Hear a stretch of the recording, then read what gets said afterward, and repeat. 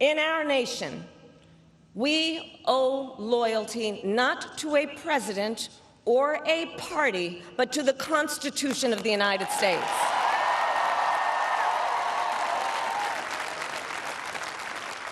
And loyalty to our conscience and to our God.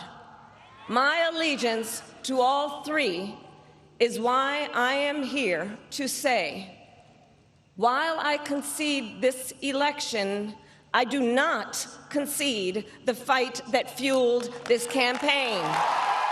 All right, that was Vice President Kamala Harris addressing supporters in Washington yesterday. The former presidential nominee called President-elect Donald Trump to concede the election earlier in the day after he won the 270 electoral votes necessary to claim victory. And CBS News campaign reporter Shawna Mizelle has been following the Harris team, and she joins us now from Washington. Shawna, you're back.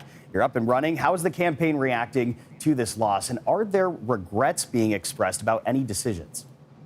Well, there's certainly a lot of emotion swirling within the Harris campaign. One word that I would use to describe it is devastation. As Kamala Harris gave her speech on the yard of Howard University yesterday, there were a lot of tears coming from her staffers. A lot of them were embracing and hugging. And as they are trying to look forward and remain optimistic, they are also going to be looking internally to figure out not just how they got it wrong, but so wrong that she could actually come out and lose in almost every battleground state that we have called thus far. So they will be doing that post-mortem. But not a Democrat, actually independent Vermont Senator Bernie Sanders, who had endorsed the campaign, worked as a surrogate, and really been a vocal supporter, is now coming out and accusing the Democratic Party of abandoning working class voters and saying that you can't be surprised that those voters abandoned the Harris campaign in turn in a letter he posted on X.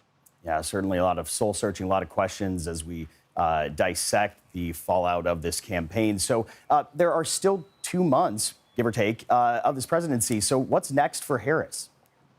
Well, yeah, that remains to be seen, but she is still the sitting vice president of the United States. She came out and spoke yesterday. She really had an optimistic tone. She talked about conceding the election, but not conceding the fight, and saying that the work must continue. But what exactly is next for her, whether she remains in the public eye or tries to vie for another public office, remains to be seen. Right now, I think the campaign is just going to be unpacking and doing that postmortem, as I just mentioned, trying to figure out where they went wrong.